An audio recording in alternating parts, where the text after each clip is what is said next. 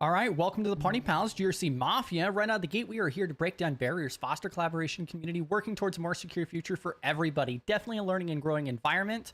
Now, we're going to go through like a presentation and a little bit of a talk here in a moment.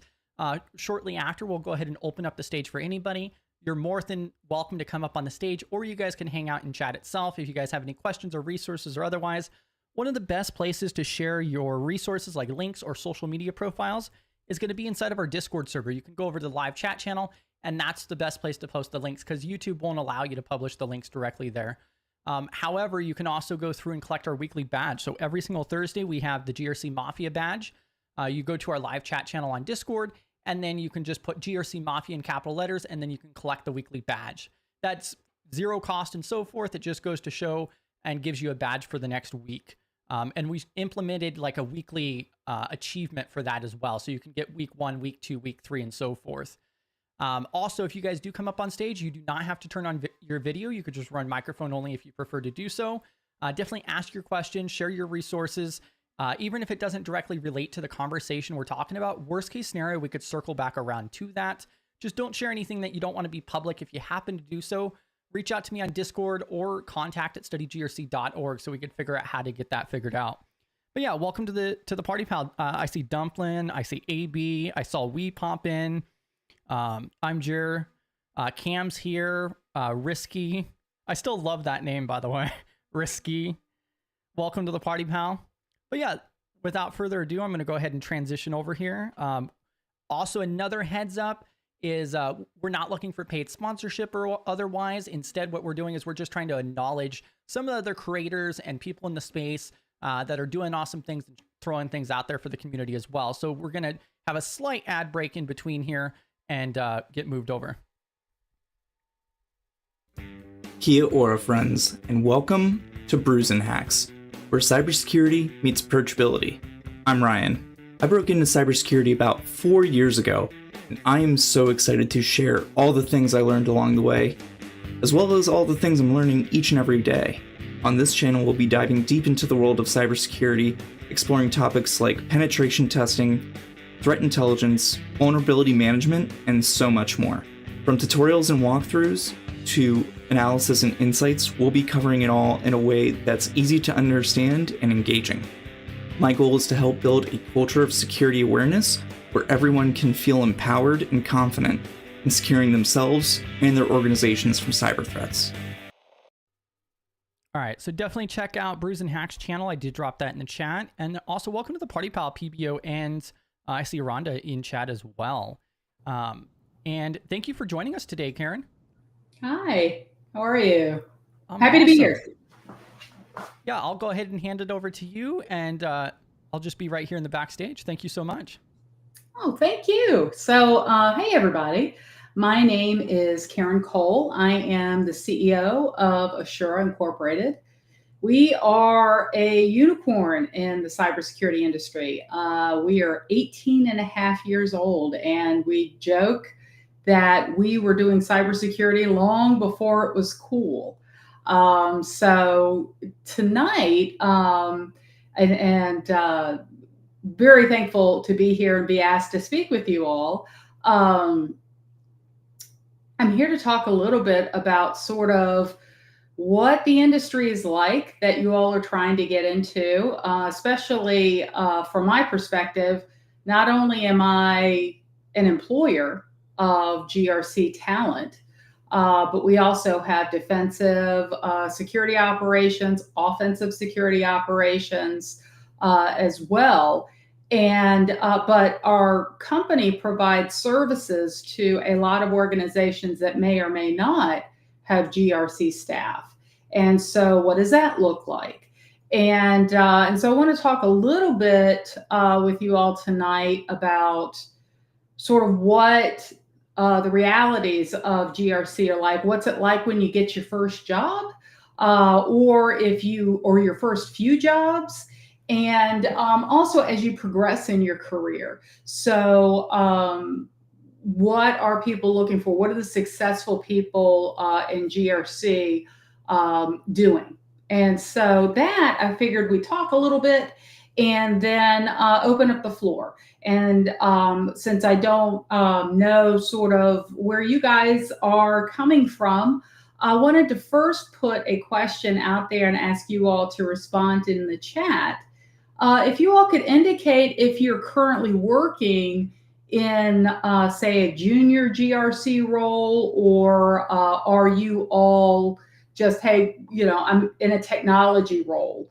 Or are you somebody that is just trying to transition from a non-tech industry? So that just helps me get a little bit of understanding of, oh, good. So I see, okay, B-Dub's currently working in a GRC role. Great. How about anybody else?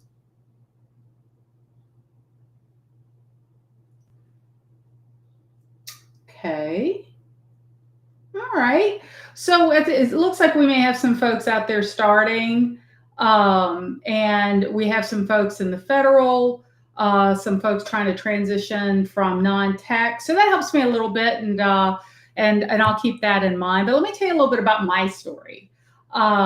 Is pseudo GRC? Absolutely. GRC old man. Hey, you know what? I'm an old woman, so I totally get that. Trying to say, okay, legal career. Okay, great. Perfect. Okay, great. So I'll tell you a little bit about how I got into it. And before I created Assura, what I was is an executive at Capital One. And I was an executive in IT. I started out running their middleware teams. And so anybody that has worked in middleware, you understand it's that functionality that connects these larger back-end systems, databases to end user systems. And so if you know middleware, you know the whole environment.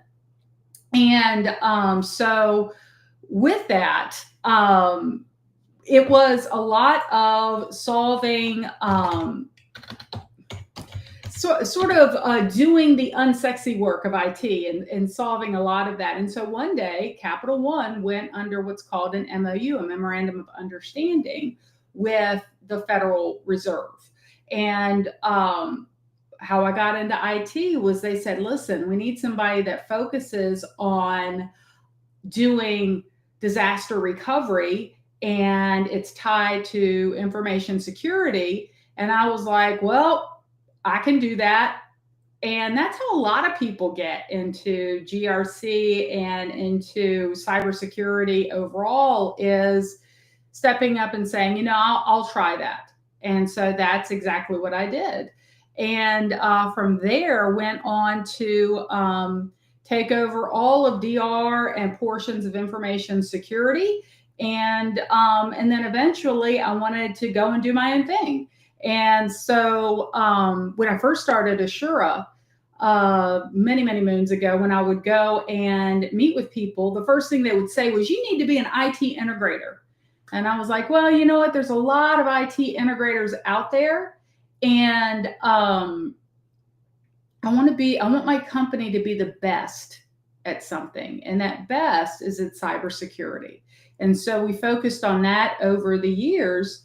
And so there's not too many 18-and-a-half-year-old companies out there that have been doing cybersecurity as long as we have. And so those people that were like, be an integrator, those were wrong. So the thing that I say here to you is that I celebrate you, because it's important to have a focus in your cybersecurity career here. So with that, what I wanted to talk about is sort of what does the existing job market look like? So Chris, if you could go ahead and put up, I have just a few slides and then I'm going to take them down. But what I wanted to talk is a little bit about where people, where the market is and where people sometimes lose opportunities with employers. So the first thing is that we've all heard it right on the news. Cybersecurity, it's a growth market. This is the market to get into. Great. But what exactly does that mean? You start seeing these big numbers. And so what I'll tell you is that in that space, median annual pay, $124,000. And people go, oh my gosh, that's amazing. What really happens is that most entry-level full-time salaried positions are $80,000. Sometimes they can be between $70,000 if you have some strong IT experience and you're moving into that entry position.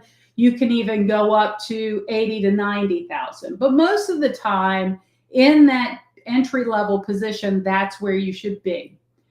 When people approach you, recruiters approach you, and they're like, okay, it's this $124,000 a year job. Many times what they're not telling you is a couple of things, especially if it's like a federal contractor position. Many of those, not all of those, but many of those are what we would call 1099 positions that do not offer benefits, that do not offer the critical things such as health insurance, and they don't withhold taxes. So people see that $124,000 getting into a job, and then they have a wake-up call after they start about, oh my gosh, look how expensive health insurance is for me and my family, or look how much taxes I need to withhold. And that can, really be a shock to folks. So the first thing I tell folks, especially when they're going after these jobs, is to make sure that these recruiters are very clear with you about what's included in that and what's not.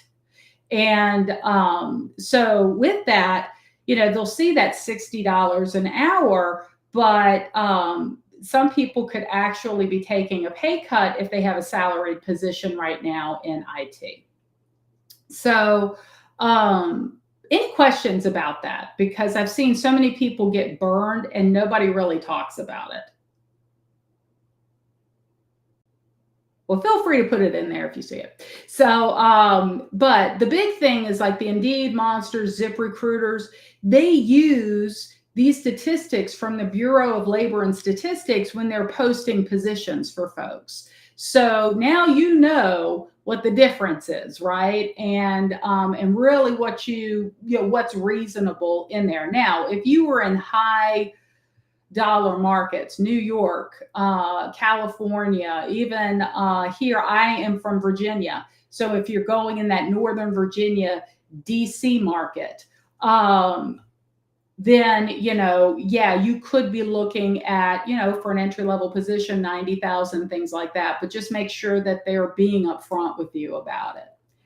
Now, there's other folks that there's a lot of companies right now that are hanging out their shingle. What they're doing is they're providing GRC services to organizations. Currently experienced GRC professionals, if you're looking at, I would say between 7 and 10 years of experience, you're generally in the 125 to 175 category, depending on what position you're going into. So I've seen a couple of comments. Let me take a look at those. A lot of people are telling me to get a IT help desk position. However, when I apply, they tell me I'm too overqualified for an entry-level IT help desk position. Depending on what you are overqualified for, instead of an IT help desk position, what you may be wanting to do is to look at an IT analyst position. Slightly different change on that, especially if you already have a 4-year degree. Sometimes in those IT help desk positions, they're looking for people with a basic A+ certification or something like that. So slight tweak to what you're applying for, Fried Dumpling, love that name, could definitely help. I'm happy to talk with you offline and even take a look at your resume to help you, sort of target that. And so tonight we're going to talk about, someone wanting to get into it and what you can do now. But in there, for people that are applying to companies that actually provide GRC services, I throw up this slide to show you where the growth is. People right now that are working in contractor positions to the federal government, there is a lot of uncertainty in that, and they may take their positions either, if they're subject to any of the cuts that are going on, taking that experience and starting to go into providing what's called virtual chief information security officer roles. And so the reason I tell you this is that many of these companies will also look for entry-level roles, such as my company, right? We have a lot of seasoned practitioners, but those practitioners are expensive. So then I will look for lower experienced staff to do more of the entry-level stuff to move my clients forward, right? And so that will help you as well. So don't discount those companies just because they say, hey, we need a chief information security officer. Also check in with their recruiting and say, okay, do you have any lower qualified roles? And reach out to them directly. I'm going to talk to you a little bit about people that are trying to do things through Monster, Indeed, and how that's going. Okay, so traditionally, there's been year-over-year job growth, right? You see it at 24%, all the way up some years to 30%. This year, I will tell you, I do not anticipate it to be that strong. I hope that I'm proven wrong, but with the changes in federal contracting and some of the rumors about looming recession, I think it might be a little lower than that, but still, cybersecurity is much stronger than other industries. That entry level is really, targeted at the 1 to 3 years experience. The one thing that is really hurting people right now is when they're trying to get in, they don't have technical skills. So how do you get technical skills?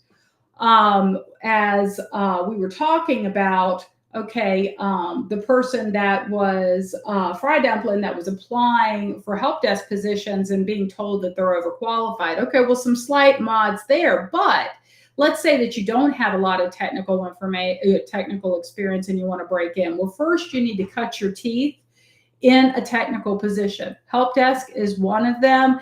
Basic application support, things like that are good. Volunteering with organizations is good. Many nonprofits don't have an IT department. If you just do basic help desk volunteering, you can use that as a qualification. One of the things that I strongly suggest is A+ certification and Security Plus certification. If you were trying to get into this industry as a whole, the A+ certification is going to give you basic technical knowledge. That's going to show an employer like me that you have a basic understanding IT networking. The Security Plus is going to tell me that you have a basic understanding of that, GRC, basic SecOps, controls. Is in doing that, though, it also does not require that you have any experience. So when you're getting into the Certified Information Security Manager, you're getting into CISSP territory, you're looking at 5 years of experience. Well, that can be really frustrating when you're trying to break into GRC. How do I get the experience if I don't get the job? Well, how you do it and how people like me look is we will be willing to take a chance on someone if they've already invested in themselves and gotten a Security Plus certification for a GRC role, or if you're trying to get that help desk job and you're getting an A+ certification. So if you have less than 5 years of experience, that's CISM, CISSP, that's going to be really difficult because you have to have that to be fully certified. So the big thing in GRC is that, okay, in that, what does that look like, right? You spend some time doing that, you parlay that into the next thing. I'll tell you that I came to this career even before middleware and all of that, in a non-traditional way. And most of us get into technology in non-traditional ways. So people that are here from a legal career, or they're here from banking or something like that, don't be discouraged. The way that I got into this was I was a pre-law major, and I worked in a group that that needed somebody to support this antiquated database, and none of the other analysts wanted to do it. So first thing I always say is that volunteer for the unsexy jobs, and that's always your way in. Interestingly enough, I always do like to, being a risk manager by trade, talk about some of the things that you all should have on your radar. But I'm also going to talk to you about how do you get around those two. First off, a lot of people right now, and I think you guys are getting in at the right time, but I do worry about the future because there are tools like Drata, Vanta out there that are AI-based planning tools. Provide a portal for people, can do policies and procedures and plans and things like that. And people put in the bare minimum information and they sort of generate this documentation. Well, guess what? It's not the first time that people have tried to do this. And it doesn't work in the long haul. If somebody doesn't understand what they're signing up for and they just put in some basic information in Drata and Vanta, then I can tell you, because I used to be a former information security auditor, I'm a CISO, so it's one of my certifications, that they're not going to pass their audits. So there always is going to be a need for a person in GRC. The piece that we need to, seniors like me in the profession need to make sure that we're cognizant of is how do we continue to create opportunities for people that come in, because you just don't go from zero to being a mid-level or a senior, right? You need to cut your teeth somewhere. But I tell you this because there are people out there that think that, because I have Drata or Vanta, that I don't need a GRC person. That's wrong. They just think that they don't need them, but eventually they are going to. So that is not new. There are many people that used to look on the internet for templates, right? Well, if I find this set of policies and procedures, I'll do a find and replace. And then that's going to be my policy and procedure. Well, guess what? That may have worked for a year or two, but then they get audited or they go for a certification and it's not worth the paper that it's written on. That's what you all are providing, is helping to right size and make what they're doing reality. So another thing is for those that are on, say, either a federal contract or they're working for one of the big four firms, like Accenture, KPMG, or things like that, you'll find that it's a great place to start out your GRC career, right? They will hire, lower level positions, especially for government contracts, and it's a great way to cut your teeth. The thing is that they will have a very narrow GRC view, because what they'll do is only have you work on risk assessments or only have you work on certain parts of authority to operate or system security plans or things like that. So it doesn't give you the full spectrum of experience, right? So I tell folks that it's a great way to cut your teeth, but you need to be looking at how do you expand your experience once you get in there. And that's through volunteering and offering to do some of those other unsexy things. The one thing that I will tell you is that you cannot go wrong by becoming very, very familiar with NIST, National Institute of Standards and Technologies, 800-53, which are the information security. It's the information security framework for NIST. We're currently on Rev 5. There are 20 control families in there. And those control families are, they cover everything, right? And so in that, though, so many other standards are based. If you are in banking, guess what? FFIEC's information security booklet is based on NIST controls. If you are working and folks are talking about CMMC, right? CMMC is based on NIST too. So you'll find that there's now a lot of derivatives, even if you have an ISO 27001 program, which is a different information security standard from the international organization, ISO. Well, the control implementation of that many times is NIST. So you can't go wrong becoming very familiar with it. And then I'm going to tell you some really cool things about NIST.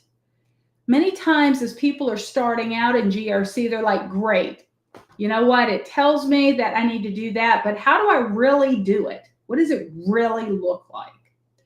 And so there is a companion guide to that, and it's called 800-53A. So NIST 800-53 are the requirements for, and they're broken out into different control families. And here's what it means to do access control, and here's what it means to do capacity planning and DR. But then if you go to 800-53A, that's the audit companion guide, and it tells you how to audit it. Well, why would you care about that? Because in that audit guide, it tells you what to look for.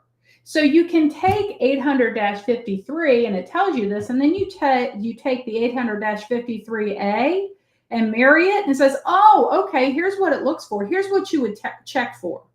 So if I'm going to do disaster recovery planning, well, here are the things that they're going to check for. They're going to check to make sure that recovery requirements, system recovery requirements are established through recovery time objectives and recovery point objectives. Things like that that help provide a full picture. And so I say, if you're trying to do that, start there. But also, I'm going to tell you something. Being in this a long time, risk managers that we are, all of us, we're not a creative bunch normally, right? So 85%, roughly 85% of the controls across frameworks are the same. So if you learn it in NIST, contingency planning, things like that, then it's the same as you go through all of these other ones, and even, through HIPAA security rule. The consistency, the concepts are not going to change. The implementation is maybe a little different, but 85% of them are the same. So with that, I also wanted to hit the last one, the future issues implementing. And I see, I have to tell you, I'm middle-aged, so I can only multi-process a little bit. So I'm catching some of the comments. I'm trying to look at them as we're going through. And I see a lot of people that have been frustrated by applying for positions. Boy, I got you covered. Well, first off, you need to recognize that in these platforms, they're based on, obviously, AI, and there's an inherent bias that we're seeing in these hiring platforms. And it's based upon many different factors, right? I mean, many platforms are working to make sure that there's not gender and race bias and things like that. I don't know how successful they are. I'm sure they are, right? They're working towards that. But there's also bias on skills. There's bias on when you're trying to break into an industry. So what do, right? But don't be surprised if suddenly you're sending out hundreds of resumes and you're not getting a bite, because many of these organizations are using these tools that you're not getting the at-bats, right, to talk to folks. So let me take a quick look at the comments, make sure that I'm not missing anything. So let's take a look at, okay, let's get around this. I think we're okay for right now, right? But how do you break into it? Well, first off, if you are in IT, I want you to take a look at your existing IT position. It's like peas and carrots with information security. GRC doesn't do anything without a technical control on the other side. So take a look at what you are doing now and how you can leverage that to give you the information security experience you want. So I'll pick a few positions.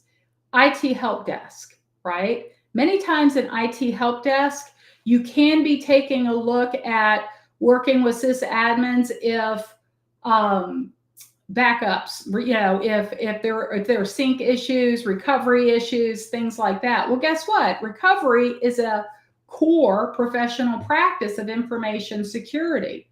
Hey, in the help desk, if you're doing these things, making an offer, can I help update the DR plan? And I will tell you that people in IT hate documentation. And so if you can make any offer in any industry to help them with documentation, they are going to take you up on it. Even if, and here's how you do it. You go, you know what, would you just like to brain dump to me and I'll fill it out for you and help you? And boom, suddenly you've got a planning qualification. So I see one question. Do you think there are more opportunities for those breaking in with NIST understanding versus ISO? Depends on your industry. If you are in not just federal government, but state and local government, colleges and universities, and even quasi-public, NIST. If you're dealing with companies that provide services to those industries, so like Lockheed Martins of the world, the big companies, many times if they are providing direct services to government, they may go with either a NIST program or their controls are implemented for NIST. If you're in banking, understanding NIST goes a long way because, like I said, the FFIEC information security booklet is based on NIST controls. It's just FFIEC's interpretation of them. So that's good. Now, where does ISO 27000 come into it? I think that many private sector companies are good, and many of them are going with ISO 27001. In Virginia, you will see some colleges and universities. So like Virginia Tech, they're an ISO 27001 shop, mainly because there's a lot more flexibility in the implementation. For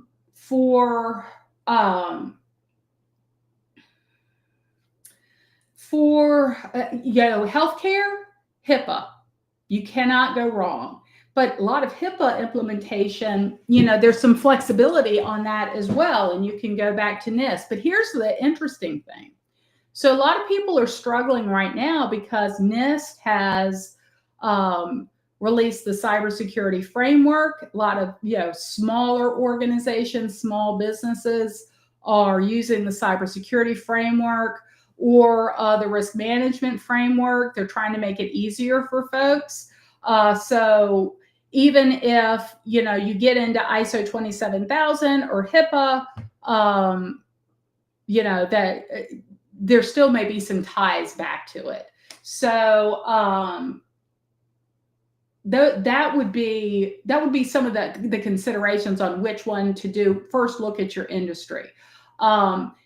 If the people in your industry are accepting credit cards, then payment card industry, data security standard, PCI DSS, you can't go wrong, right? But that in and of itself is just one small part of it, right? You still have to secure many other aspects of it.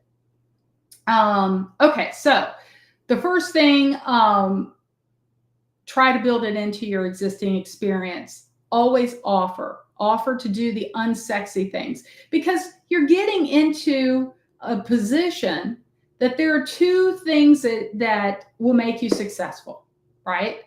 One, this is a people-driven job. If you don't like dealing with people, if you don't like talking to them, if you don't like trying to get them on board with doing GRC and selling them on GRC, this isn't that job. You should be looking to go into SecOps or pen testing or things like that. That's huge, right?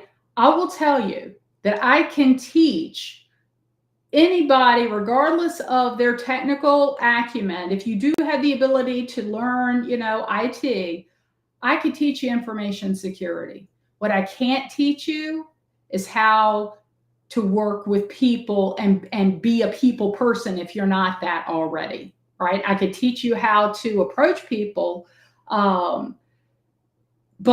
I can't, teach you a way to like it. So just keep that in mind. And then getting that entry-level certification we've already talked about. We've talked about NIST versus some other ones. But here's the way to get around the Indeed monster brick wall. And it's old school. You got to get out and you got to meet people and you got to talk to people and network. And that does not mean a LinkedIn message. That means, there are all sorts of local groups in your area. There are local technology councils. I'm going to tell you, if you're looking for a job to break into GRC, go to a local technology council. And there they have groups for cybersecurity where employers will frequently go so they don't have to pay recruiting fees and they can meet people that are experienced and test them out and see if they like them. And that's a great way to find a job. The other, you can go to ASACA, ISC Square too, some of those, and those are great ways to meet other professionals, and really build that Rolodex, right? Because a lot of times as they are aware of positions, they're going to let you know.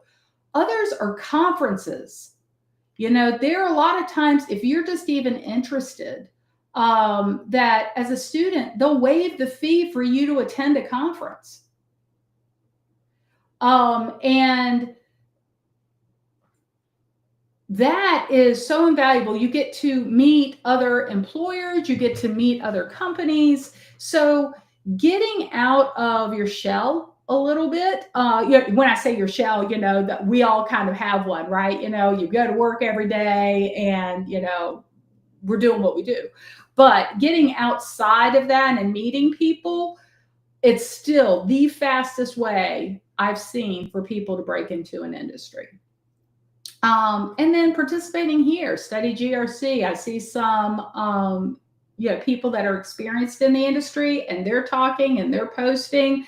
That's a way. You now know a CEO of a cybersecurity company. This is a great way to participate. The other thing that I will tell you is that for some of these conferences, Red Seer does a really good conference. Some of that, mostly they've done them in the past around pen testing, things like that, but they're actually looking to put together a GRC conference. That is a great way to go. They sponsor people that are trying to get into the industry all the time to attend, and they go out of their way to help connect people. So Red Seer, REDSEER,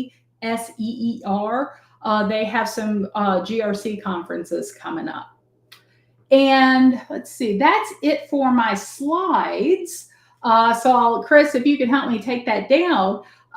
What I wanted to sort of talk about next is actually what it's like when you get your first job and working in GRC. But before that, I've run my mouth for a little bit. I wanted to see if anybody had any questions about, what I've said or anything that, if you want to step on stage and ask a question. I call it Stump the Chump. It's old click and clack car talk reference. But I think it would be a good time to maybe stop and open the floor. Yeah, so I dropped the link if you guys would like to come up on stage here, if you guys have any questions or otherwise. You can also drop that in chat as well. One of the different questions that I hear all the time is the market oversaturated with people, especially people who are trying to break in? They see a lot of these applications that have 1,000 applicants applying to them or otherwise. How would you kind of respond with what you've seen? I don't think that it's oversaturated. I think that right now that there are, okay, I'll give you an example. This is funny. So typically we had tried to do Indeed and Monster and all of that. And so we had posted very clear job descriptions, job postings for people at the time that we needed about 7 years of GRC experience and stuff like that put out there. Very clear on the requirements. I literally got, or my HR manager got over 700 responses. And I'm like excited. 700 responses? Oh my Lord. Do you realize people were responding? I'm a security guard at this drive-through. I'm qualified for cyber, right?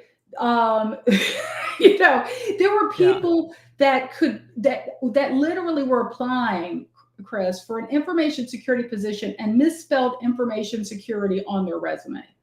So for something like that, no, I don't think that the market is saturated. I think there's a lot of people that are applying at these things just because they see it. And so you'll find folks like me that will go, okay, we're going to get a recruiter because we don't have time to go through these 700 things. So the one thing that I will tell you is, as you're trying to break through, like especially at these local tech councils, you'll find local IT and information security recruiters.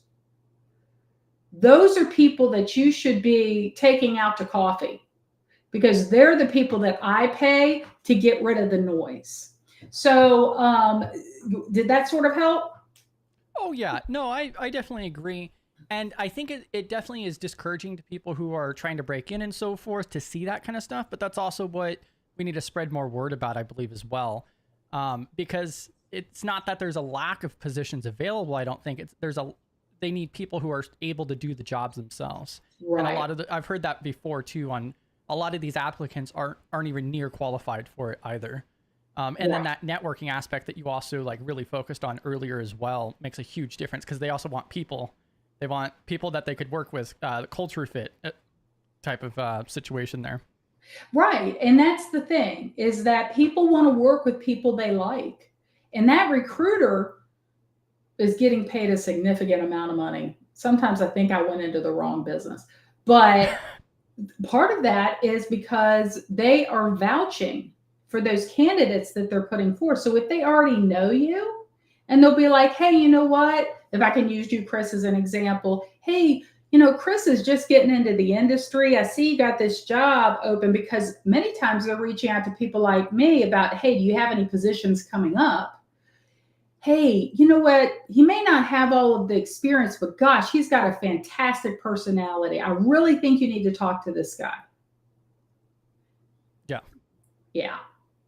Yeah. So, and also with a lot of the people I speak to, most of the positions get filled by word of mouth, getting referred and so forth as well.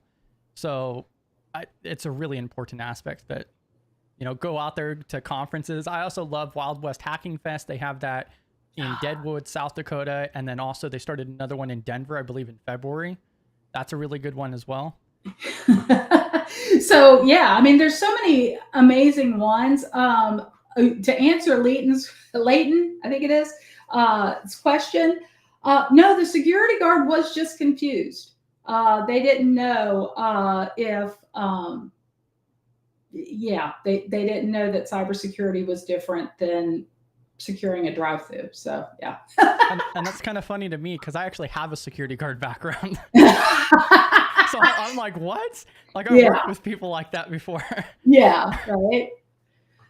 Did you guys have any other questions or otherwise here? I also went ahead and dropped the link one more time there. If you guys do want to come up and ask directly, I'm just double checking that I didn't miss anything here. Trying to catch up on chat. Let's see.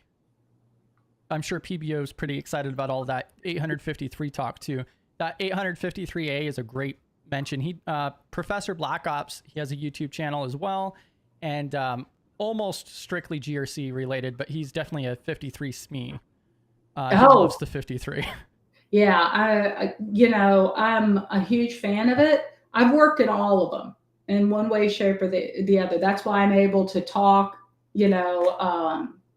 about it. I will tell you, my specialty is advising executives and boards, either elected or private sector. And many times you're taking that basic information in NIST and you're trying to convert it to somebody that not only doesn't know it, but doesn't want to know it. You just don't want to be in the newspaper. So that's a skill that you all will develop in your career. So the question, let's see here. Does a college degree in any field count if a job posting just lists a 4-year degree with no additional info? No, actually, you can get away with having a 4-year degree in a different field. I'm about to blow some of y'all's minds. Some of the best GRC analysts that I've ever worked with in my career do not have computer science degrees. Some of the best ones have degrees, like myself, legal. I was pre-law.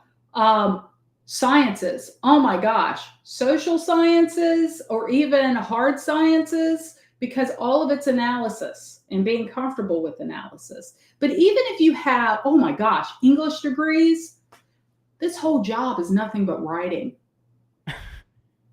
And I had a person who applied at my company, they had 2 masters and a PhD.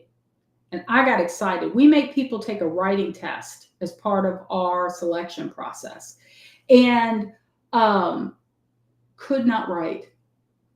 I was like, how did you get a PhD? I mean, lack of proper sentence structure. And this is we don't ask for like the War and Peace version. It was 3 paragraphs, and it was horribly written.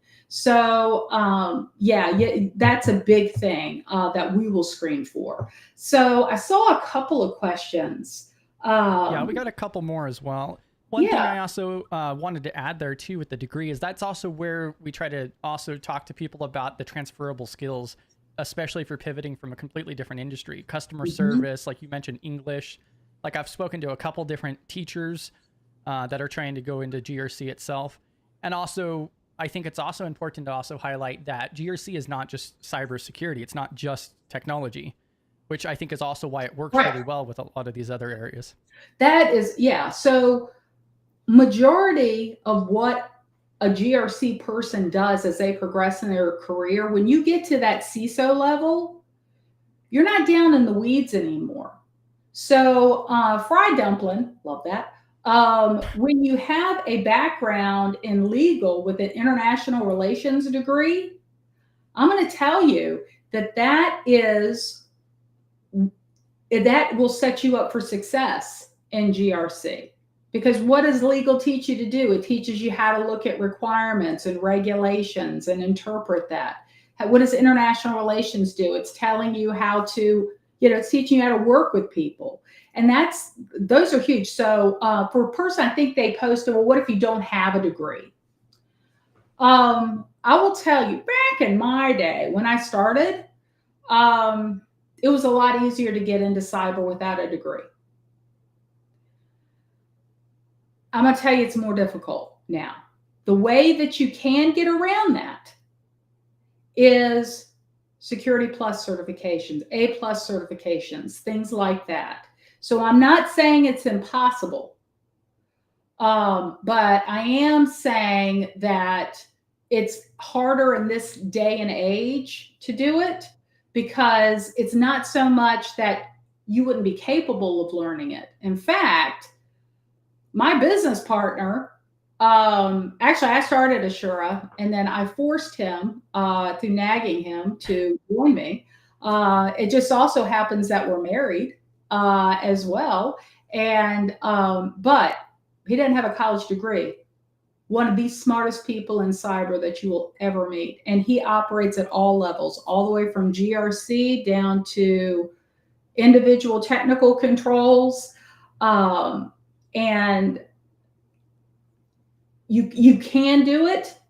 It's just right now people are using that 4-year degree to narrow down the funnel, and it's not fair. So getting in and having those networking conversations where somebody introduces you in, that's how you get around it.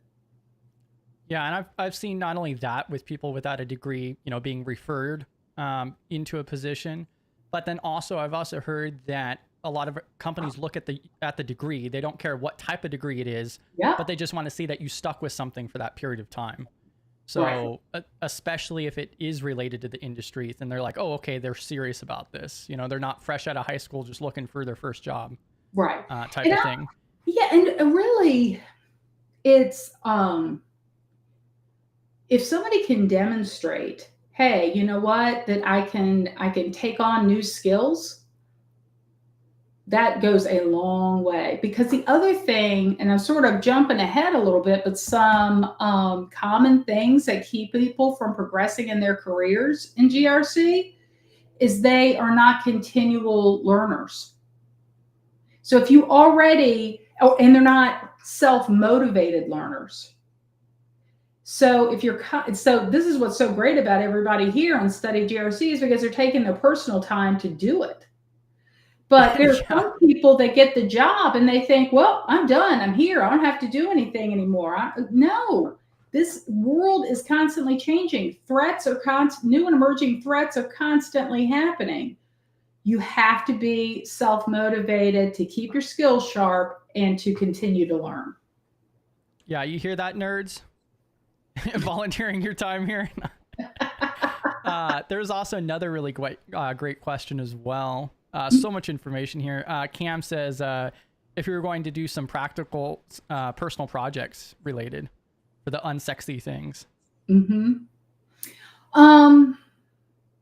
It depends on where you are. If the personal projects of sorts is to build basic technical skills, then I always look at two things. One is what sort of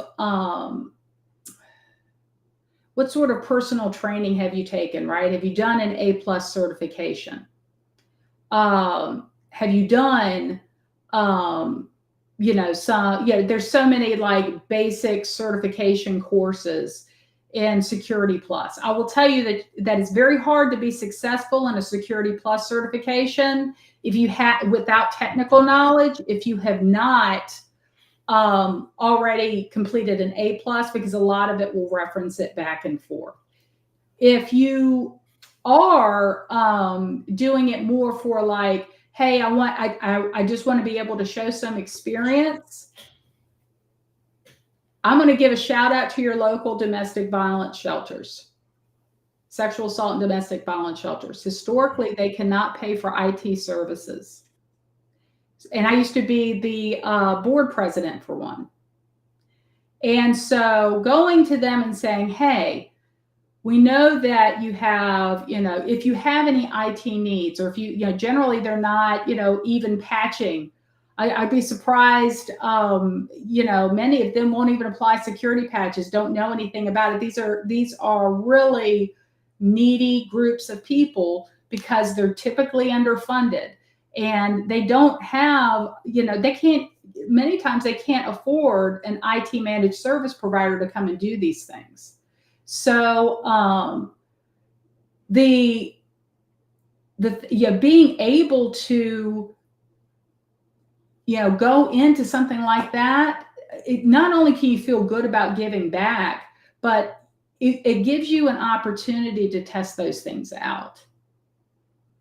Hopefully that helps. Yeah, that's awesome.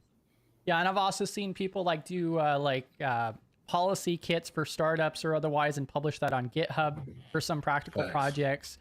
A mock risk register that could be based off of even a previous role that they had to show that you can identify and rank the likelihood and impacts for the risk as well.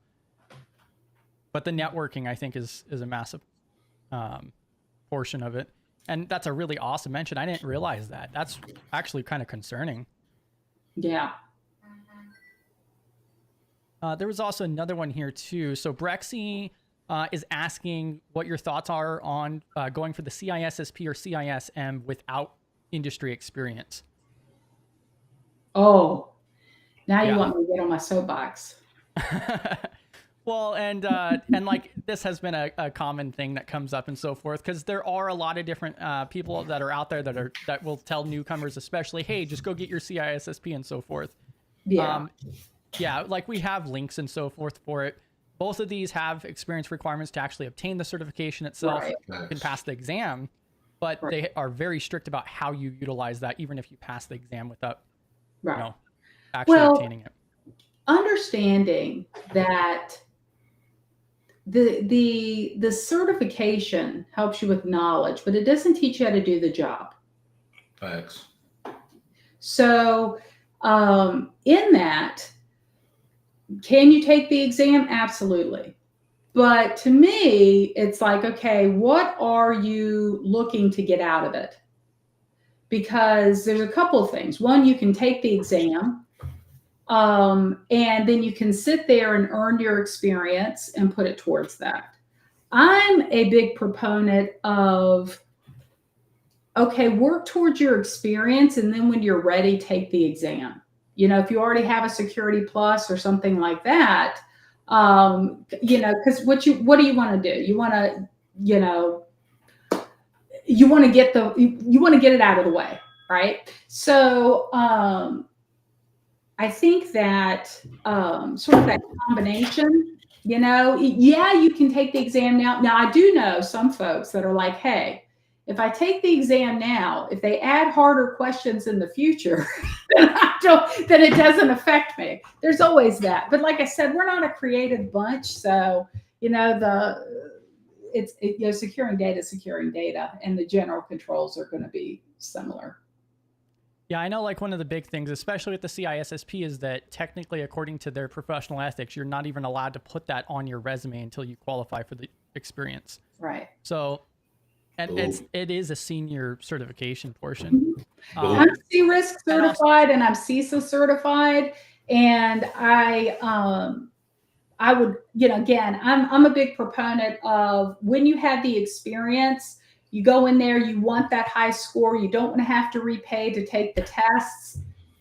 Do it when you get the experience, and then put in that application and then go celebrate.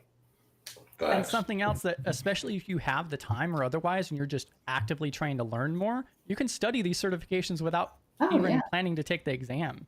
Yeah. I think that's something else a lot of people don't think about.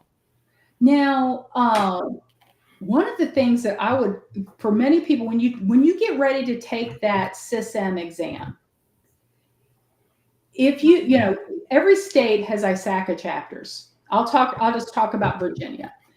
In the ISACA chapter, they will do over 2 or 3 weekends, they'll do the prep review. I'm gonna tell you, it is worth its weight in gold. You go there for 2 to 3 Saturdays. They take you through everything to make sure that you understand what ISACA requires, and then they tell you about the exam and what they're looking for, and sometimes many people will not do well on tests because their interpretation of the question is different than what the organization was asking. These sort of local review sessions, and I think the last one was $125 over a few Saturdays, worth their weight in gold. And what was that called again? It's through the local ISACA chapters, but they'll do the certification exam prep course. I see. Okay. It's a exam review prep. Yeah, so it's pretty cool. Now, somebody had a question on there. I'm going to a conference next week. What's the best way to network? Boy, I'm glad you asked that. So there's 2 ways to do it. One, every conference has a mixer. Everyone. And so I always suggest going to the mixer, even though I will tell you I'm a practiced extrovert. So by that time of the day, I just want to nap. But if you have the energy, go. And at the mixer, just endeavor to go up to 2 or 3 people, right? And introduce yourself. And also, as you're introducing yourself, ask this question, especially if they're already in the industry. How did you get your break? Get them talking about them and what, how they did it. And then, hey, what advice do you give to somebody trying to break in? Boom. Us old farts love to talk about back in ye olden days. So feel free to ask us that, because the whole purpose of people like me is that we want other people to get in the profession, and you can use that as a way to build that connection, have them far away. And so is PBO, it's nice to meet you. Nice to meet you. It sounds like you also, I imagine you're in the industry as well. Yeah, I've been in for about GRC for about 15 years. I started off as a programmer, so computer science. So young Chris was lost in the wilderness, so we had a great track years ago. Now he's off and running. So yeah, you didn't have to pull out your old-fashioned calculator to count those years. I got an abacus. That's how I got an abacus. That's how I rock with the abacus. Yeah. Quick question for the old people. How do you handle ageisms? I took 10 years off my resumes and my callbacks went way up. So kind of what's What's your thoughts on that? I put that in the chat. I think Chris ignored me on purpose, so that's why it come up. Censored right off the bat. Shout out to me. Okay, so I will tell you, first off, great thing about starting your company and having it at this age is I haven't applied for a job in a really long time. One of the things that I do for our recruiters is I make sure that all of that stuff is removed. That we are only looking at experience, certifications, all of that stuff. The one thing that our recruiters will do, and this gets past the ageism, is if your LinkedIn profile is not up to date, that's the first thing they're checking. But if you're worried about ageism, take off some of the experience. I did. I took off 10. I think, shout out to Chris and B-Dubs, I took off 10 when we did a resume review. My resume used to be 5 pages. They were teasing me. They hurt my feelings. Right. So I'm down to 2. You know, to me, I'm usually at the extremes, right? Mm-hmm. Because I want, the people that are new that I can mold. And then I want people that are experienced that I can let loose, right? And there's the other thing, if people are ageist in this industry that they are really missing out on is that people like us don't get freaked out easily. Oh, I never get freaked out. It took a lot to freak out. No. But when people are new, okay, for case in point, my company just had a client, and my GRC team was working with them. Well, what happened was the IT director did some things that they weren't supposed to do. And so they ended up, as we say, expanding his employment horizons and moving him along. Mm-hmm. So what happened is that there were only 2 other people left. And so now they're like, hey, we don't know if this guy still has keys to the kingdom or what's going on, right? Now, the guy that was left was a entry-level security person for them. It's sort of half information security, half sysadmin. So when we were brought in, I have a more experienced person that's like, okay, we've been through this before. Here's what we're going to do, blah, blah, blah. This gentleman freaks out. He then goes to his now new boss, the CFO, and starts yelling at him. I don't know what's going on. He goes, I don't know why you let this guy go. And he's like yelling and we haven't even talked to this guy yet. He's already yelling at his new boss and freaking out. And so I think sometimes in that interview process of talking about, the calmness in the storm, because obviously it's not a matter of it, if you get breached, it's a matter of when in these day and time. And so being able to say, hey, you know what, I've been through some storms and I'm not going anywhere. I think is a good message. But what I'm going to say is if somebody is sitting there and doesn't want to speak to you because you're seasoned, they don't deserve your talents anyway. Yeah. And like you said, a lot of times, I tell people that's when I make my money, when it's trouble. That's when I tell people, that's when I really make my living. So like you said, once you've been at 3 or 4. But you have something that is unique. So you have a programmer background, right? You're GRC. I would imagine, if, depending on where your experience is in pen testing, offensive security, things like that. I usually do more blue team, which is hardening. So usually what I work with the infrastructure team, development team. And Chris knows my favorite things because you got a STIG or some CIS checks. So the technical part of GRC where you make sure oversight. And a lot of times if we do this, it'll break it. What's your mitigating controls? What's your compensating controls? So that's kind of where I used to make my money, is working with those teams.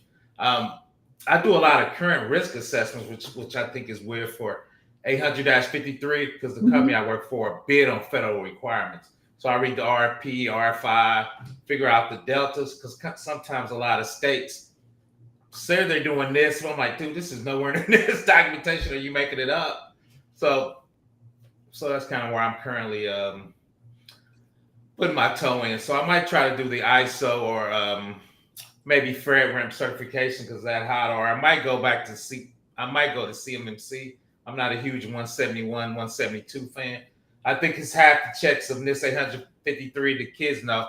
I think that's less secure, but that's a different argument for I think it's called GovRamp now, by the way. It is. Well, no. FedRAMP's the same. State ramp went to GovRamp. Yeah. I think they're trying to get in there. I know it was one of them. Yeah, state ramp went to GovRamp. So and depending, on states, like Virginia, they base their standard off 800-53, but they have COV controls. So each state will add their own individual controls in their interpretation of it. And that gets to be interesting. Yeah, Texas created text ramp, which I thought was crazy. I'm like, dude, y'all trying to just use state ramp / federal. But no, you're right with that. A lot of people know, and I used to work for the state of Indiana. My specialty actually is IRS Club 1075, which is a derivative of 800-53 that sits on top of the IRS requirements. So that's really what I did for probably a decade. So that's really pretty similar to the process with Texas Ramp. Say that again. I was saying that sounds really familiar to like what they did with Texas Ramp. Yeah, but they just made their own version. Yeah, but if you look at NIST 853 and you like me, it always says agency owned. So what is that agency? IRS, CGIS, which is the FBI.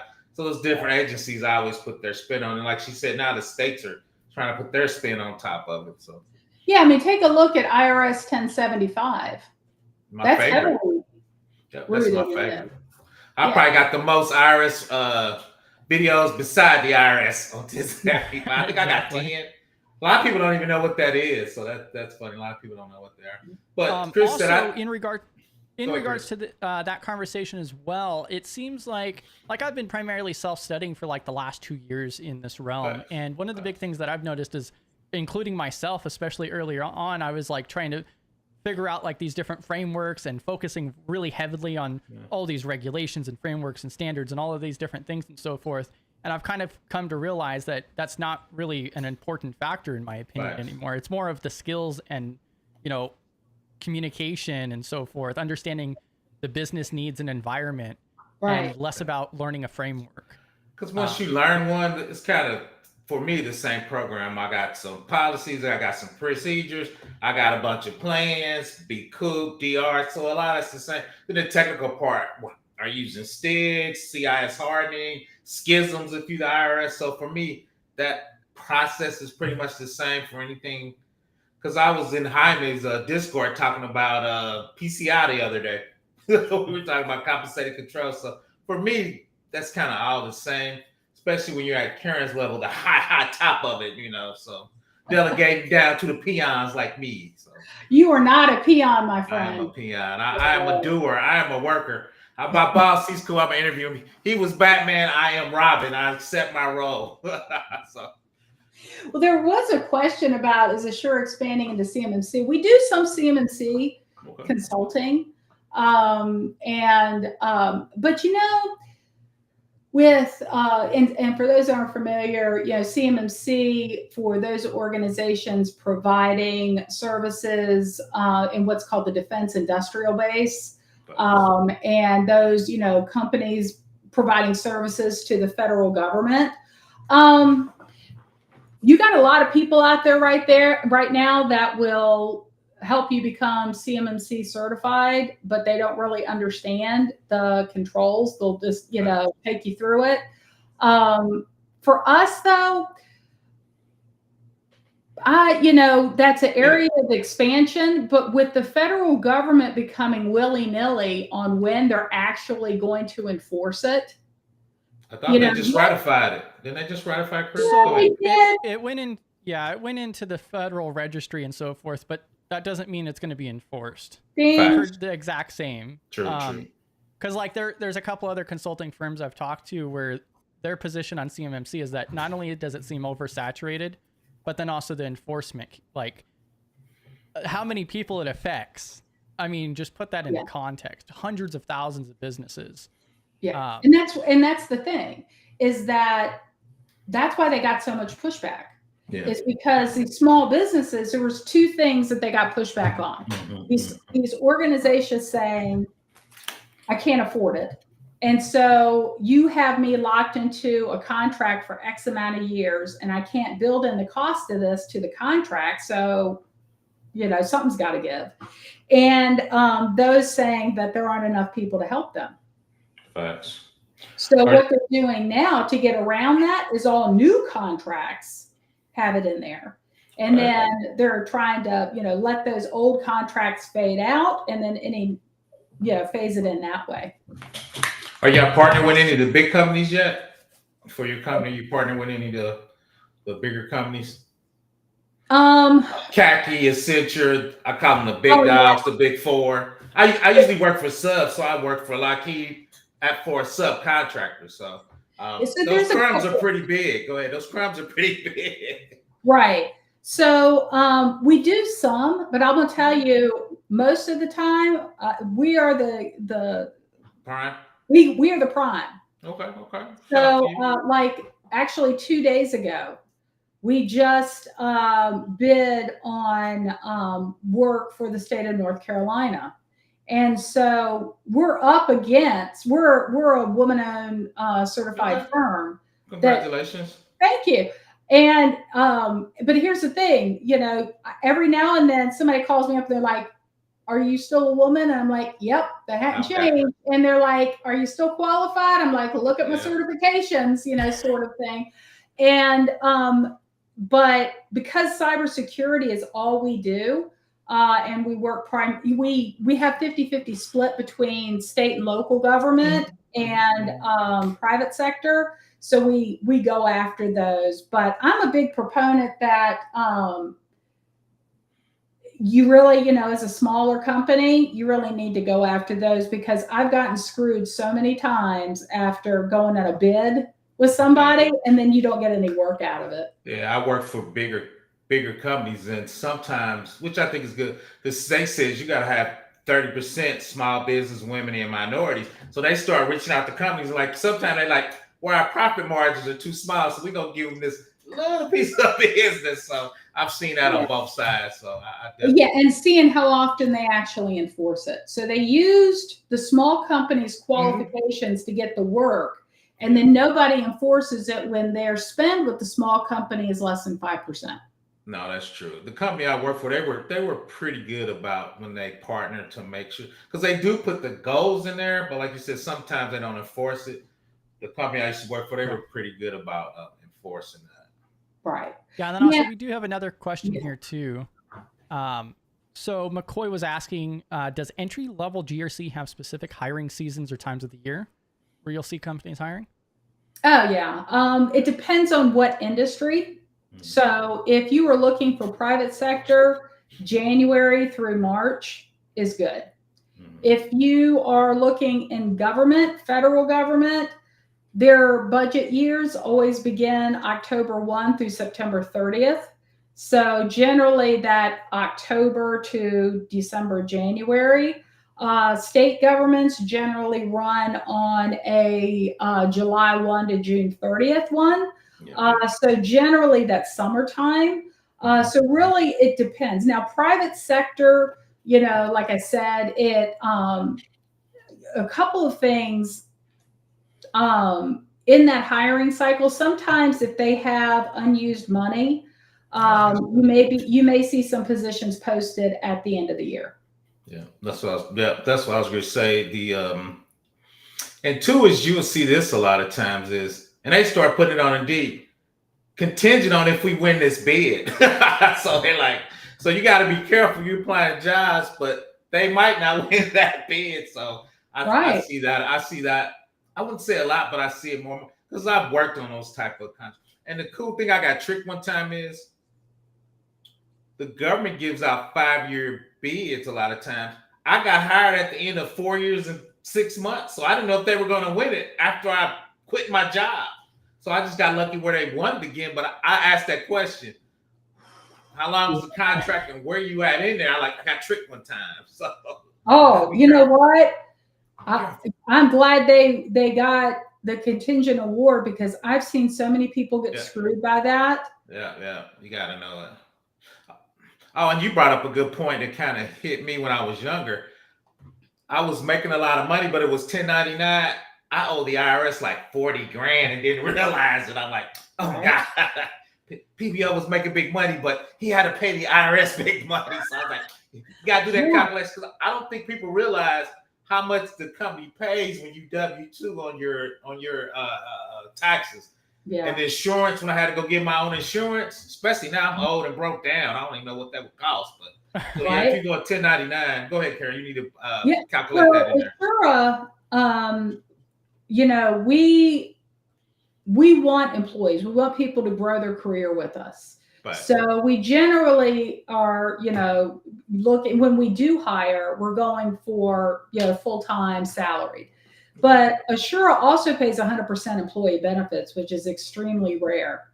Because we didn't want people to have to choose between paying their rent or their house payment and paying for health insurance. Now, one thing we did do this year, which is unusual, is we were actually able to start paying 30% towards dependent health insurance. Okay, yeah. I'm pretty proud about that. Look at that website. Yeah, I was looking around on the website itself, like awesome website. And you could really tell that you guys actually care about your people. Like you also just mentioned there. Yeah. So thank you. Well, our core values started out as Karenisms. So if you bring up the core values, one of our core values is don't be an a-hole. You scroll down. So yeah, sweat the details, eat our own day. Yeah, dog food, don't be an a-hole. I like the dog food. That was a big Oracle thing when we used to do Oracle. You gotta eat your own dog food. Yeah. And Rhonda, you are a smart woman. Yeah, as your 1099 and you save it to pay your taxes. Yeah, I don't think people realize that at all. Yeah, PBO didn't do that. He was going to Vegas. He was going to Vegas. He was going to jail. That's what PBO was going to do. The good thing about the IRS, and I tell people, it's easy to get a good standing. They put you on a payment plan. I paid them for like 6 years. So they were easy to put you on a payment plan. One click. Yeah, and then they keep charging the fees on top of it. Oh, you got a little interest. It wasn't too bad. I thought it would be. The state's way worse than the feds, because I owed everybody. So the state was way worse than the feds. So, but PBO was a good standing. He paid it all off. He's back in the game. But if you 1099, definitely put those calculations in. And two, a lot of times your employer kicks into your 401k. So I think a lot of people lose that calculation in there too. So yeah. Yeah, and AB also shared this video too. So Rhonda Remmerfield, that's in chat as well, she actually did a video with us on how to stay out of the gulag, doing government work and so forth. That's a really awesome video. Yeah, it was. It was good. Shout out to R Squared. I'm sorry, that's R Prime. I'm mixing them up. I'm old. We got too many R Squared. And go ahead, Chris. I was going to answer another question. No, you're good. Go ahead. FedRAMP is just NIST 800-53 in the cloud. So if you want to get in FedRAMP, I will get your NIST 800-53 basic skills. FedRAMP.gov gives you a great template. So a lot of times when I step on an assignment, I'm just using really FedRAMP.gov templates to start off with. A lot of times, though, they're for the big boys. So if you're using a smaller company, you got to start cutting them down because they're like 15 pages. So I usually do big systems and big things. So I use big templates. So go ahead, Karen, I'll let you chime in. No, I'm just agreeing with you. Those templates are ugly and redundant. Do you find that you're answering the same? I do, but I think that's the Fed. They like a lot of paper. So I'm charging you every minute so I can answer the question 10 times. We can do it all day. So good thing is, though, shout out to Chris. I'm starting using ChatGPT to help me fill them out. Starting using some of the MCP servers to help me fill out the Excel and sheets like that. So I'm trying to get my AI techniques on a little better. Trying to get into the new century. ChatGPT. Huh? I'm just throwing that out there. Gemini. No, facts. That's what I use. But shout out to Grok. It's the MC server to help you fill out. But using those tools better to help it to automate a lot of it. Yeah, I'll tell you, we kind of, we ban ChatGPT on any sort of client work, because even if you have a subscription, they're still scraping the data and using 100%. It for the LLM. What you can use though, and it used to suck, but now it's getting better, is Copilot has gotten better. But but what I think you can do is, on some of those risk assessments like you were talking about, is that those generic responses that aren't sensitive information, I think you can do some of that stuff. Yeah, we redacted and put them in, but I think the corporate version of Copilot, it stays inside your tenant, so I don't think they say it doesn't get shared. I don't trust anything, but the enterprise, somebody reached out to me, we were doing the risk assessments in the enterprise, and the weird thing though is that kind of shocked me. They were taking people's whole trust center and uploading it in Copilot to do the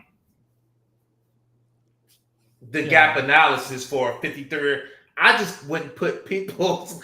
I just thought that was weird, but they was like, "It's in there. We never use it." I'm like, "Dude, that sounds like a lawsuit." But remember when the Department of Justice was in their business? They had to put so many practices in place, and they have to attest they're probably the safest company, because DOJ is so far in their business about data separate segmentation. And then, of course, they don't want to redo all of their products, so they've got huge DoD contracts. So they had to build it in by design. But I'll tell you, I'm with you, PBO. 15 years ago, I wouldn't have trusted it. 15 years ago, I wouldn't have trusted it. So it's getting better. Go ahead, Chris. Yeah, I wanted to mention too, especially with Copilot, and of course with a lot of these other tools, one of the biggest issues is misconfiguration, or not, properly setting it up and so forth. There was a really good, the ending keynote for Wild West Hacking Fest in Denver back in February was about hacking Copilot and how more people should do this. Because even when it's, literally these are AI models, they have access to all the company data that you put in there and so forth. And there's just been so many different cases. And so, of course, over time, it's going to become, more well-known. Things are going to get patched and so forth. But yeah, just like the rollouts for a lot of these, I think they're great tools, but it's still concerning. Yeah, I don't know. I just think we've been so lax with privacy. Why start now? Hell, I don't know. Just all the data's out there. So, but I get what you said. You don't want to be negligent and get sued. So I definitely know what you're saying. Yeah, because I was actually going to do my next video, because most of the companies I used to work for currently, they got a whole AI generative committee you got to go through before you even talk about putting that on there. Right. They want to at least don't want to see negligence. So a lot of things that when you do risk assessment, if you're using generative AI, you got to send it to a committee for them to actually. And it's weird about. I probably reviewed 10 apps that have you couldn't cut it off. Right. But they said, "Oh, it's anonymized," and I'm like, "I don't trust your anonymization,but that's my show me the evidence." Yeah, so I don't know. That's me get off my line, old guy again, though. So. There was a question from Brexy about is remote work. Let me chime in on that first. I'll let you chime in. So, from an employer standpoint, I'll tell you that Assura is 100% remote. We had a beautiful office, and COVID hit. We were like halfway into our lease. It was a beautiful office. Everybody came in, and then we didn't renew because of two things. One, we could tap into talent into other states. But so I'll tell you about people like my company, companies like mine, and then what I'm seeing out there. So for GRC folks, companies like mine will continue to be remote. It makes sense. We can tap into a diverse workforce. And if, people are willing to be flexible with us on certain things, we're willing to be flexible with them. So that, I don't see that changing. What we do is we manage by deliverables and we manage by quality. Right. So if you're meeting with our clients when you're supposed to meet, they have a great experience, you're delivering quality work, and trust me, we keep people busy, then we don't have a problem. Now, I will tell you that we have busted people trying to work 2 jobs. And normally we will bust them within the first month. Anybody that's trying to do that dual work remotely, first off, it really ticks me off as an employer. But the second thing is we're going to find out anyway. Your lag in response, your crappy deliverables, and it's stuff is half-baked. So anytime that you find somebody doing it and you want to work remote, feel free to box their ears in and tell them Karen sent you, because they are ruining remote work. That's why there's so many employers that are pushing for back in the office, is because they've had so many instances of dual employment and somebody trying to collect 2 paychecks. Now, government, they're trying to do it because they have empty offices that they're still on the hook for paying for. Nice. Private sector, it depends on the company. Some of them, they've been able to navigate it, and they have like a hybrid which I think is where the world is going to, right? Tuesday, Wednesday, Thursday in the office, Monday, Friday, remote. Ooh. Yeah, I mean that's my preference. Yeah, I know several people like Rania. She's a hybrid, so 2 days work remote. But like I love that in-person aspect. So hybrid's really appealing. But then also it's still nice to work from home and take that social break kind of thing a little bit. Well, I think that especially when you're starting new in a career, right? You can't beat that in-office experience. And, so there's value in that. But to your point, having that flexibility on Fridays and Mondays goes a long way. Yeah. And I also completely agree. It really depends on industry as well. So that's a massive driver there. Yeah, like she said, I see the smaller mid-sized companies because they didn't have real estate or long leases, and I think for them, they get access to most talent. But Salesforce came to Indiana. We gave them $200 million in tax breaks to have people in those buildings and paying those checks and having people go out to lunch downtown. So if you don't do that, you got to give that money back. Because I used to work for Fortune 500 big companies, so they get those tax breaks. So that's one reason that they want those people to come in, because there's a lot of taxes. The thing when I worked for the state of Indiana, which he did was smart, was he told everybody to come back. They closed down the cafeteria to force you to go use the restaurants, because the restaurants were playing the political. They're like, we got you elected. We want those people going to lunch downtown. Which I respected it, but PBL love work from home, so PBL quit. But I understood why he did it. Right? Go ahead, Chris. You look like you want to chime in on that. Oh yeah, no, you're good. Yeah, I was going to mention too, especially with the people working double jobs, like that does seem to be like a trend, really. Like, it's a ton of years. I don't want to snitch on somebody. I know quite a few people doing it, so I was like, it was just kind of weird. I don't know. You kind of in the gray area. So I don't know. Especially if you're not very good to begin with. I'm like, dude, but I'm gonna go one step further. You're not fooling anybody. Eventually, the check is gonna come due. Facts. The eggs are $10. Go ahead, Karen. My bad. Yeah, and $10. The thing is that this is, believe it or not, information security qualified people. It's a small, it's a smaller group. And you get that reputation. Like we've had people come through. We've asked, hey, do you know such and such? Oh yeah, you know what? They got let go because they were doing dual employment. To me, more so in information security than anywhere else, you have to be ethical. That's our whole job. So if you're going to sit there and lie and work 2 jobs, why the hell am I going to trust you to protect my organization? You're already showing me that from an ethics standpoint, you're compromised. That's a good That's point. another thing that I see a lot of people not fully comprehend off the bat too, is the fact that it's literally information security industry. Like honesty, integrity, all of that stuff really matters. You're working with confidential information constantly, and you're being trusted to sensitive systems and data and all kinds of different stuff. Yeah. Like, so it's pretty crazy. The other thing I was going to mention too, regarding like the remote work as well, is we've also seen an issue, especially with some of these larger companies hiring on, North Korean, threat actors that are, faking their identities and so forth. Mm-hmm. I mean, I think we saw a couple news articles about that, but then like other CISOs were coming forth on the fact like, oh yeah, we had this issue too. We had this problem as well. And it's way more widespread than we realized, it seems. No. Yeah. But what's interesting is, that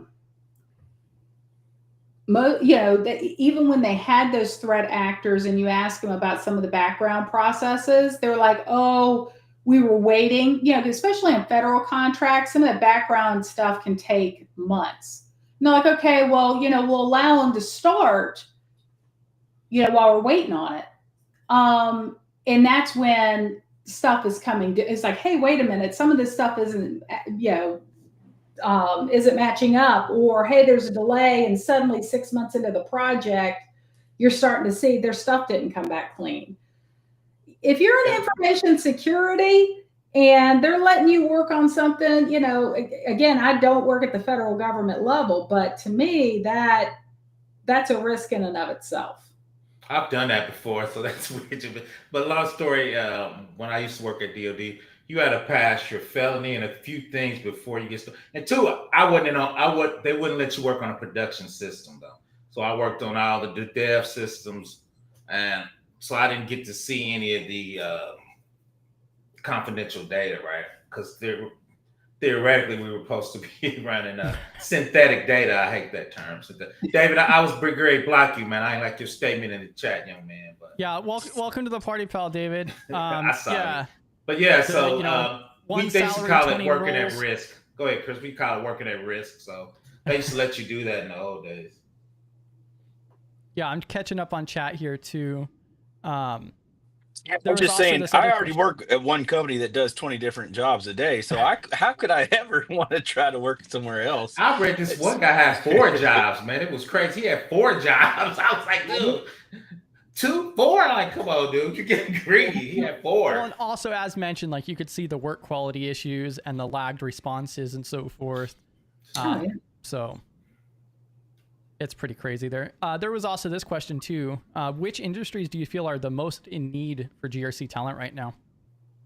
I always say Fed and state, because they have federal requirements and state requirements. So I think most of those companies usually have a GRC.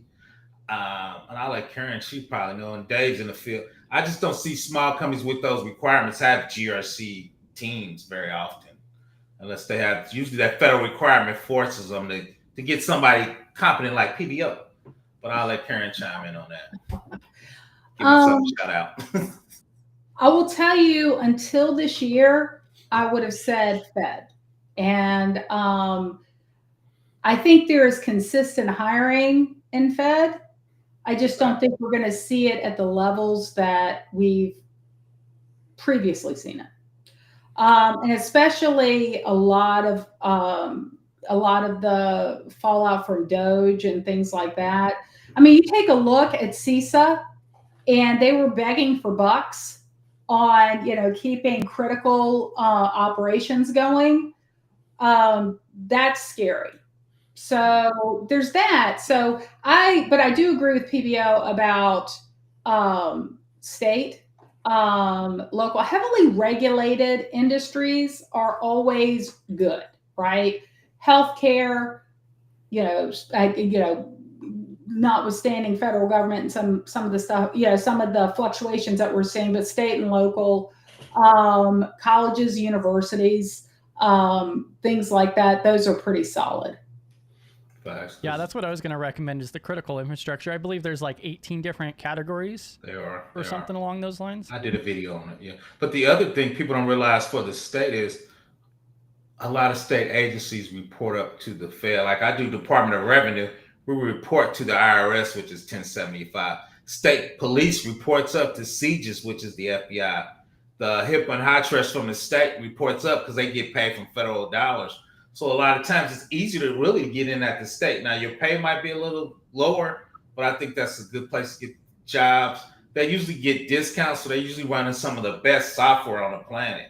When I worked at the state, the young guys did Oracle, Cisco for 3 years. Then they went and worked for the vendor. And I've seen quite a few of the state auditor roles available for entry level too. Facts. Because I worked there for 9 years. I'm thinking I should have worked regularly. I could have had a pension, but I was there for 9 years as a consultant. So yeah. The problem with that is a lot of it you had to move to that state capital to do a lot of that. Oh, right? Facts. I'm in the state capital from Indiana. You're 100% right. That's why PBO don't want to go back in the office anymore. He don't want to be squeezing in suits anymore. It's a little tight now. I was eating through COVID. So now I might have to get some new suits, be squeezing them in now. So now PBO is trying to go in the office. I'm going to have to hook up with Karen, see if I can get some 1099 work. So I can do it from home, not go in. I'm trying to think. I think we had cyber, but we also had Aspire Cyber, which is another consulting firm that's out of Texas. And that was like the number one question everyone was asking. Are you hiring? Are you hiring? I'm surprised you guys haven't done that yet. Yeah, shout out to him.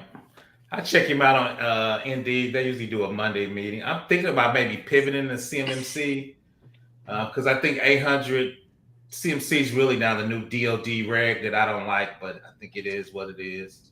PBO's changing his old age. I think we need a block day because he was talking negatively about 800. Look, I'm messing with a GovRamp right now, and I don't like this 53 that I'm trying to map my controls to. Okay, but that's all I'm going to say. Well, because some of these are just old and outdated. They need to, we got 20 families. We got 20 families. You can find something that match. We got 20 lovely families for you. we got 20 families, Dave. We can make that work. But shout out to the state. That's like over 470 primary controls. Facts. Settle, man. Yes. Yeah. I'm looking at SA04. What's that? Come on. Approved PIV products. What? Come on. Are you not using our Trello board that has all of the 53 controls on there? You could just search it. Yeah, we got. I love it. I tell 53 is not for the weak, man. You got to come with your big boy pants on. We don't play over here, man. With your little CSF controls. Well, how many controls in there? Them little baby CSF controls. It's the little brother of 853. Ozier hates when I say that. It's the little brother. I'm gonna feel so bad for you when they finally retire the 53 PVO. I know. I'll be out the game. Hell, I might be dead by then. We got another 10 and I'm out the game. I got about another 10. 2.0 is gonna take it over. We got this. I'm gonna be writing negative video. I'm gonna be doing negative videos. I'm gonna call it feds negligent. It just gets such a bad rap because, yeah, I mean it's made for government, for federal and so forth, but it's just so so much. It's not. I wouldn't even say necessarily complicated, but there's just so much to take in with it. But you always say though. So Karen.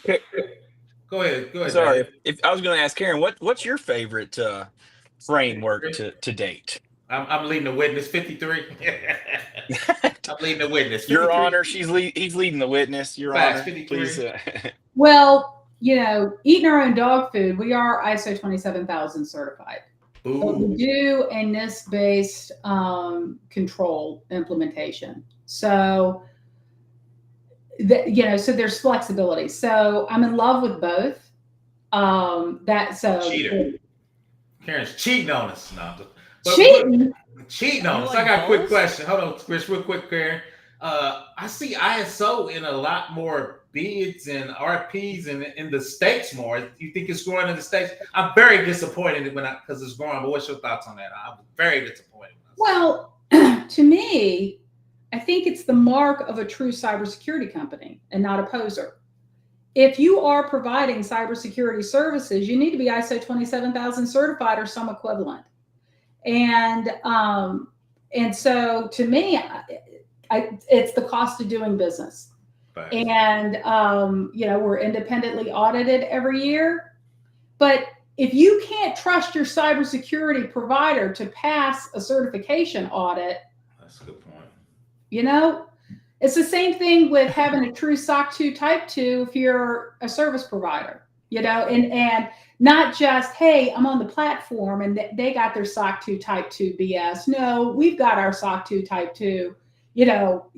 They need to do it too. I can't tell you how many people, when I was an auditor, I used to bust on that. They're like, I've got my SOC 2 Type 2 from Amazon. I'm like, no, Amazon has it. Thanks. Where's yours? I get that a lot. I get that from small companies. They try to, I'm like, dude, that's called they have it for the infrastructure, but you got to have it for your processes. A lot of small companies do that, which just you're not PCI certified yet. You're just using the AOC from AWS. That's all you're doing. Come on now.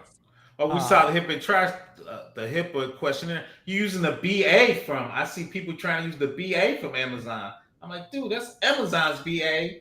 That's not your BA. Right. Well, I definitely understand from a business standpoint with ISO. I kind of look at ISO as a necessary evil. I feel like it does make it more difficult for a lot of organizations to, do what they should be doing with best practices and so forth, which is one reason why I love NIST, is because the resources are out there and so forth, especially from the budget standpoint. And ISO is just a little bit more, paywalled for that.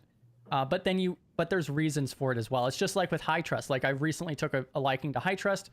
It's very expensive, but also there's all of these other checks and balances along the way, and a lot more that's built on top of it for, due diligence and separation of rules and everything else. So I kind of look at it now as like, it's kind of based on the company size itself, their industry.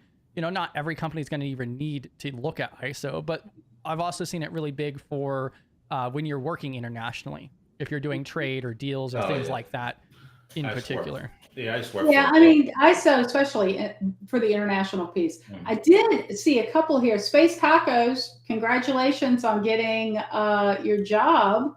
But, to your point, PBO, there were some questions when you were, it was either you or David mentioning HIPAA. And we do a lot of work in healthcare, and that is definitely a growth area. Especially, we actually, I mentor a gentleman who used to be an EMT that is now a ISO, and so he made the conversion.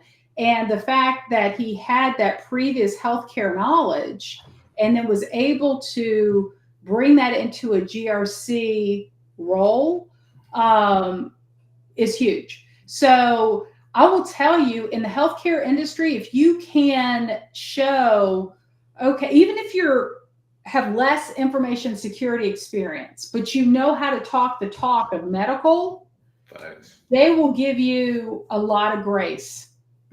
In that. So, if I would encourage you to not let that be a deterrent for going after some of those jobs. Thanks.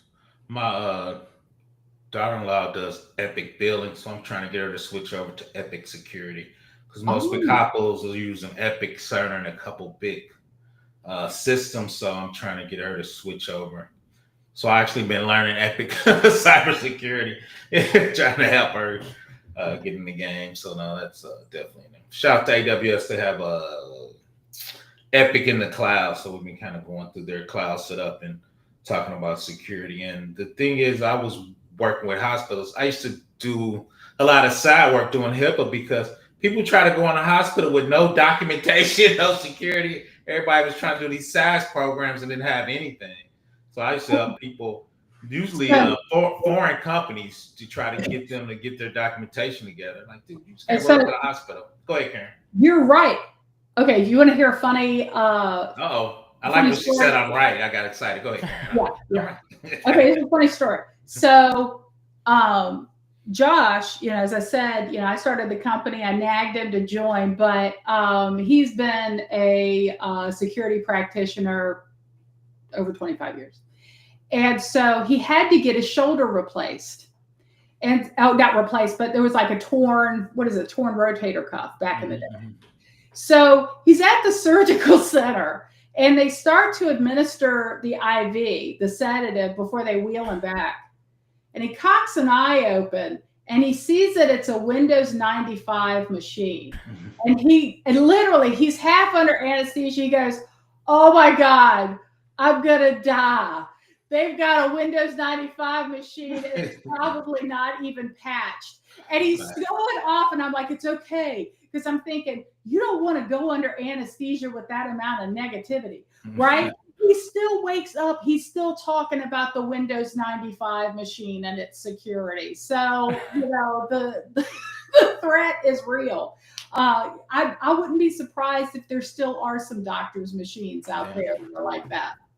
Because we have some big hospitals, and I was talking to one of the guys. He's like, "Yeah, we have more people trying to come in there selling stuff. No security, no SSP, just no policies.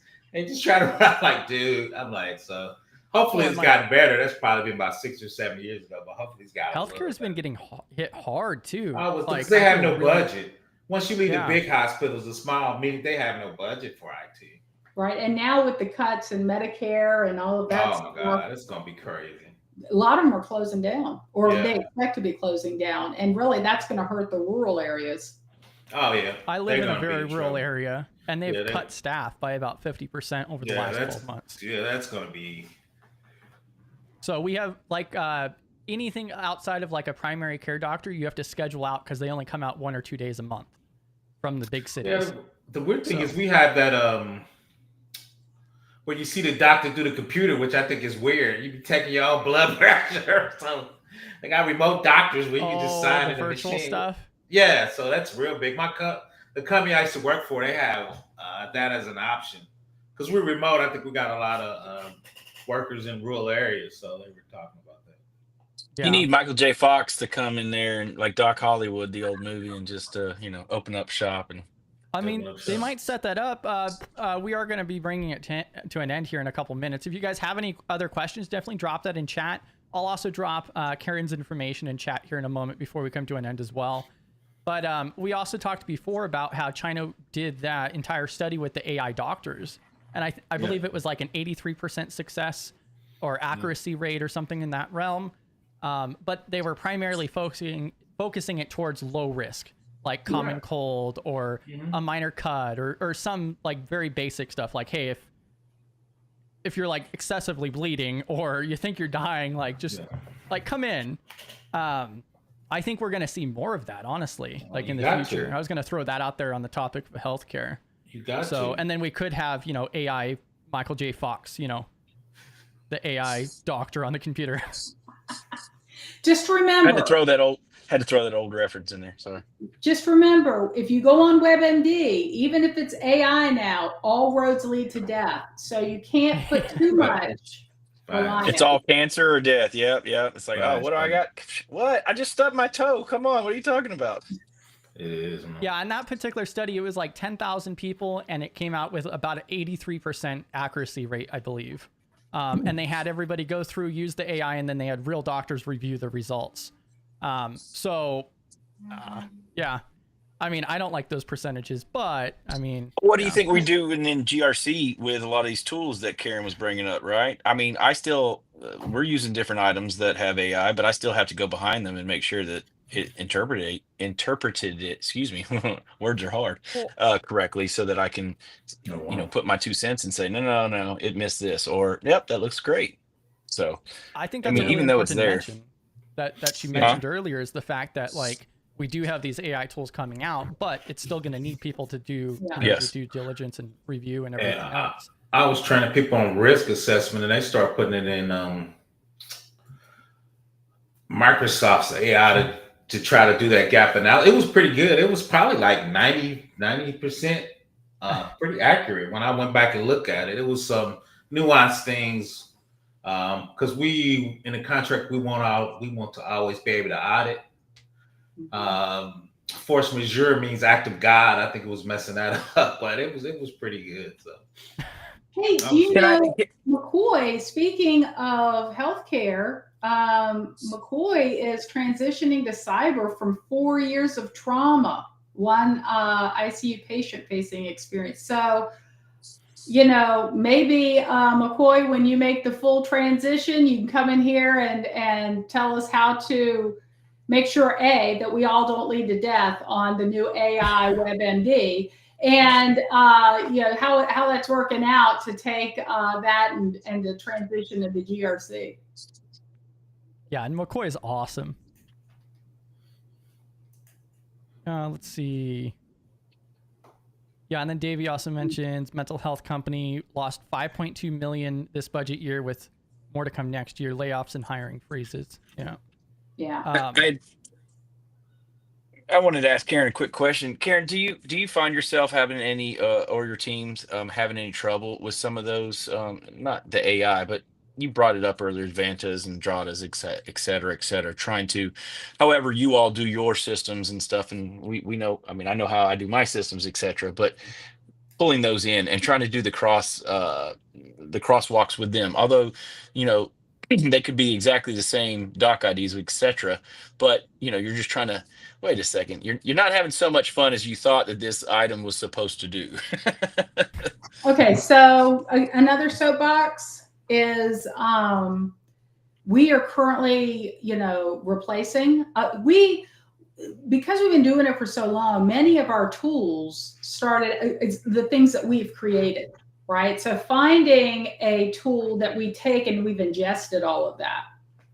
But I got to tell you right now, Drata, Vanta, some of those, we still have to go in as we're using them and go, nope, that's wrong, or the interpretation's wrong. So to your point, David, I agree with you. It is problematic.